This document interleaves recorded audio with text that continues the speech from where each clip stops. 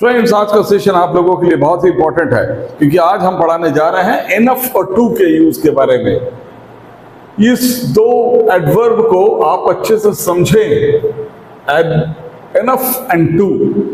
तो सबसे पहले हम आपको टू के बारे में जानकारी देते हैं और टू के उपयोग के बारे में आपको समझाते हैं कि use of two means what. पहली बात तो आप इसका मतलब समझिएगा। टू का मतलब होता है बहुत।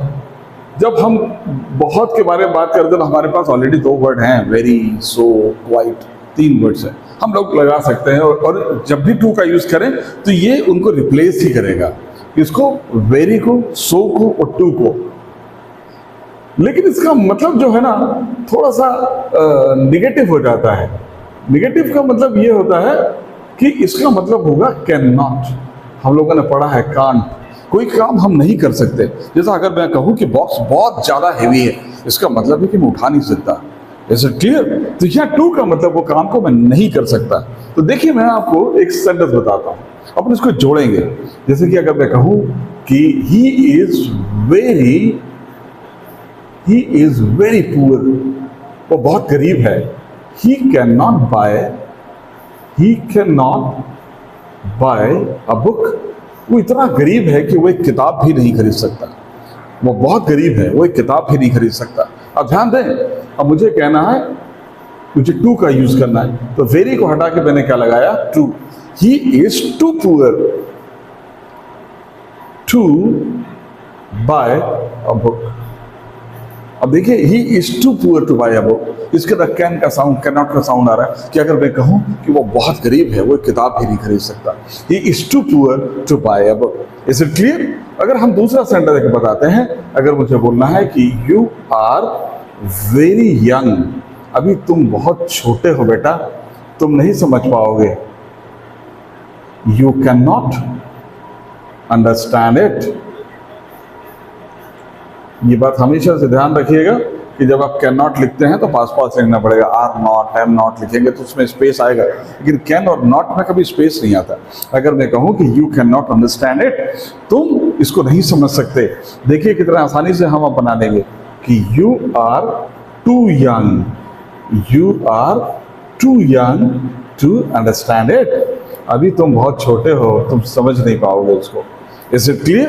You are too young to understand it. जैसे एक सेंटेंस आपने कभी सुना होगा, ऐसा बोलते हैं, This news is too good to believe. This news is too good. मतलब ये न्यूज इतनी अच्छी है कि मैं विश्वास नहीं कर पा रहा हूं सर।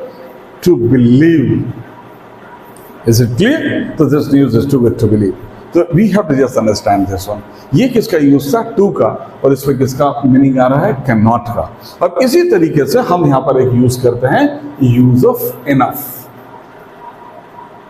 इनफ का मतलब साधारण तौर पर हमारे पास एक मीनिंग है पर्याप्त, लेकिन हम इसको आप इतना के अर्थों में यूज कर रहे हैं और इसमें बिल्कुल अपोजिट यानी कि कैन का मीनिंग आपको नजर आएगा। देखिएगा, सेम सेंटेंस में यहां लिख रहा हूं, लेकिन एक छोटा सा नोट आप लोगों के लिए लिख देता हूं। इस नोट में मैं ये बताता हूं कि टू का उपयोग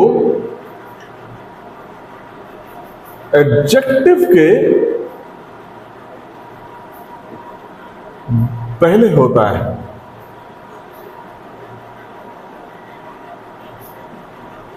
और इनफ का यूज बाद में। इनफ का उपयोग एडजेक्टिव के बाद।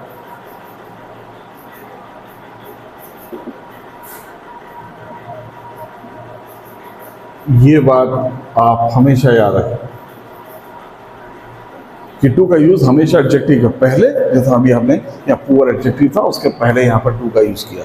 लेकिन इनफ बिल्कुल same, very, so and quite को रिप्लेस करेगा, लेकिन ये बाद में लगेगा। मैं सेम सेंटेंस यहाँ लिख रहा हूं, देखिए, He is very rich. मैंने बस पुअर को रिच कर दिया कि वो बहुत अमीर है। He can buy a car. मैं कहूं कि वो एक कार भी खरीद सकता है। अब मुझे कहना है कि वो इतना अमीर तो है ही कि ये कार खरीद सकता है। अब मुझे कहना है तो he is, अब वेरी तो हटेगा, he is rich enough, क्या कहेंगे? He is rich enough to buy a car. Is it clear? है ना आसान? अब देखिए, अगर मुझे कहना है, इसी सेंटेंस को मैं फिर यहाँ लिखता हूँ, मुझे बोलना है कि यू आर वेरी ओल्ड, तुम बहुत बड़े हो गए हो, and you can understand it, तुम इसको समझ सकते हो, यू कैन अंडरस्टैंड इट, तुम इसको समझ सकते हो। अब मुझे बोलना है कि तुम इतने बड़े तो हो ही गए हो कि तुम समझ सकते हो, तो इंग्लिश में बोलेंगे you are old enough, you are old enough to understand it. अब तुम इतने बड़े तो हो ही गए हो कि तुम इसको समझ सकते हो, है ना। अब अपने लिए भी बोल सकते हैं कि I am old enough to understand. So जी सेल्टा से जुड़े रहिए और अच्छी अच्छी चीज सीखिए और अपनी इंग्लिश को इम्प्रूव करिए।